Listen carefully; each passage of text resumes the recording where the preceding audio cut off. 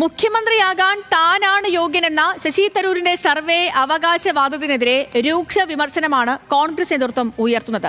തരൂരിനെ നിയന്ത്രിക്കാൻ ആവശ്യപ്പെട്ട് ദേശീയ നേതൃത്വത്തെ സമീപിക്കാൻ കോൺഗ്രസിൽ ഒരു വിഭാഗം നേതാക്കൾ ആവശ്യപ്പെടുമ്പോൾ അവഗണിക്കാനാണ് കേരളത്തിലെ നേതാക്കളുടെ തീരുമാനം.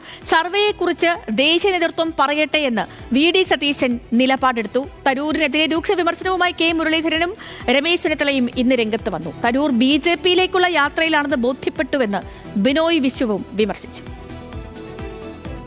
മുഖ്യമന്ത്രിയാകാൻ യോഗ്യനെന്ന തരൂർ പങ്കുവച്ച സർവേ ഫലത്തെ ചൊല്ലിയാണ് കോൺഗ്രസ് നേതാക്കൾ ഒന്നടങ്കം തരൂരിനെതിരെ വടിയെടുത്തത്. തട്ടിക്കൂട്ട് സർവേ ഫലങ്ങൾ ആർക്കും സൃഷ്ടിക്കാമെന്നും യാഥാർത്ഥ്യം അങ്ങനെയാകില്ലെന്നും നേതാക്കൾ പ്രതികരിച്ചു. ലീഗ് സംസ്ഥാന ജനറൽ സെക്രട്ടറി PMS സലാം ഉൾപ്പെടെയുള്ള നേതാക്കൾ ശശി തരൂരിന്റെ സർവേ ഫലം തള്ളി. തരൂരിന്റെ സർവേ ഫലത്തെക്കുറിച്ച് പ്രത്യേകിച്ചൊന്നും പറയാനില്ലെന്നും ദേശീയ നേതാവിനെക്കുറിച്ച് ദേശീയ നേതൃത്വം പറയുമെന്നും VD സതീശൻ. ഇഷ്ടംപോലെ സർവേ എല്ലാ ദിവസവും വരുന്നുണ്ട്. നമ്മൾ ചിലത് കാണും, നമ്മൾ ചിലത് കാണില്ല. ഇതേതാന്ന് എനിക്ക് മനസ്സിലായില്ല. BJP തയ്യാറാക്കിയ സർവേയാണ് തരൂർ പങ്കുവച്ചതെന്നാണ് ചെന്നിത്തലയുടെ ആരോപണം. അതേക്കുറിച്ച് തരൂർ തന്നെ വ്യക്തമാക്കണമെന്നും ചെന്നിത്തല. ആ സർവേക്കകത്ത് ഒരു വിശ്വാസ്യതയില്ലാത്ത സർവേയാണ്. അതാരോ കുക്ക് ചെയ്തുണ്ടാക്കിയ സർവേയാണ്. അതിന് എനിക്ക് വിശ്വാസമില്ല. തരൂർ ഏത് പാർട്ടിയാണെന്ന് ആദ്യം തീരുമാനിക്കട്ടെ എന്നും വിശ്വത്തിന്റെ കാര്യം തരൂർ നോക്കട്ടെ എന്നും കേരളത്തിലെ കാര്യങ്ങൾ നോക്കാൻ ഇവിടെ വിറക് വെട്ടുകയും വെള്ളം കോരുകയും ചെയ്ത നേതാക്കളുണ്ടെന്നും K മുരളീധരൻ. അദ്ദേഹം ഏത് പാർട്ടിയാണെന്ന് അദ്ദേഹം തന്നെ ആദ്യം തീരുമാനിക്കണം.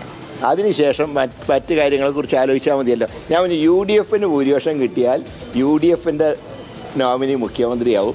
അത് കേരളത്തിൽ 24 മണിക്കൂറും പ്രവർത്തിക്കുന്ന ഒരുപാട് നേതാക്കന്മാർ UDF-ലുണ്ട്.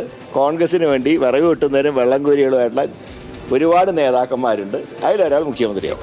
വിശ്വത്തിൻ്റെ കാര്യം നോക്കട്ടെ, നമുക്ക് കേരളത്തിൻ്റെ കാര്യം നോക്കിയാൽ മതി.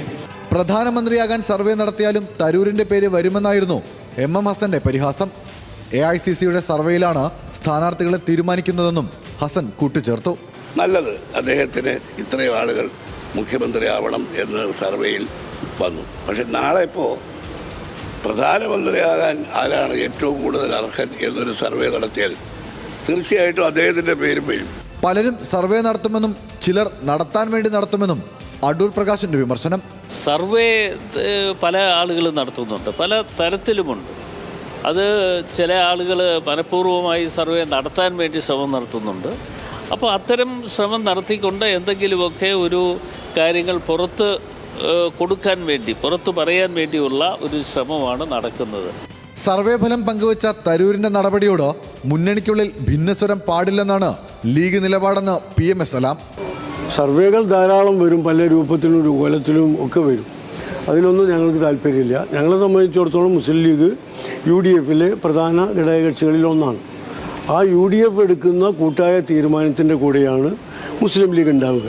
കോൺഗ്രസ് നേതാക്കൾക്ക് പുറമെ CPI സംസ്ഥാന സെക്രട്ടറിയും തരൂരിനെതിരെ രംഗത്തെത്തി. തരൂരിന്റെ അവസ്ഥ തരൂരിന് തന്നെ അറിയില്ലെന്നും ചുരുക്കത്തിൽ BJP-യിലേക്കുള്ള ശശി തരൂരിന്റെ യാത്രയുടെ തിരക്കഥ പൂർത്തിയാവുകയാണെന്നും അക്കാര്യം എല്ലാവർക്കും മനസ്സിലാകുമെന്നും ബിനോയ് വിശ്വം. അദ്ദേഹത്തിൻ്റെ അവസ്ഥയെപ്പറ്റി ആർക്കും അറിയില്ല, അദ്ദേഹത്തിന് വ്യക്തതയില്ല. ഒരു ഭാഗത്ത് അദ്ദേഹം കോൺഗ്രസിൻ്റെ ഏറ്റവും യോഗ്യനായിട്ടുള്ള മുഖ്യമന്ത്രി സ്ഥാനാർത്ഥി താനാണെന്ന് പറയുന്നു. മറുഭാഗത്ത് അദ്ദേഹം കോൺഗ്രസ് നയങ്ങളെ വിമർശിച്ചുകൊണ്ട് ലേഖനം എഴുതുന്നു. ചുരുക്കത്തിൽ BJP-യിലേക്കുള്ള യാത്രയുടെ ആ തിരക്കഥ പൂർത്തിയാവുകയാണ്. അത് എല്ലാവർക്കും മനസ്സിലാകും. കേരള വോട്ട് വൈബ് നടത്തിയ സർവേ ഫലം എക്സ്പോസ്റ്റിൽ പങ്കുവച്ചതോടെയാണ് കോൺഗ്രസിൽ തരൂർ തലവേദനയുടെ പുതിയ അധ്യായം തുറന്നത്.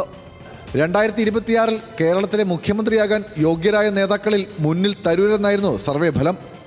അതേസമയം കേരള രാഷ്ട്രീയത്തിൽ സജീവമാകാനും മുഖ്യമന്ത്രി കസേരയെന്ന സ്വപ്നം കാണുകയും ചെയ്യുന്ന തരൂരിൻ്റെ മോഹങ്ങളെ മുളയിലെ നുള്ളുകയാണ് നേതാക്കൾ.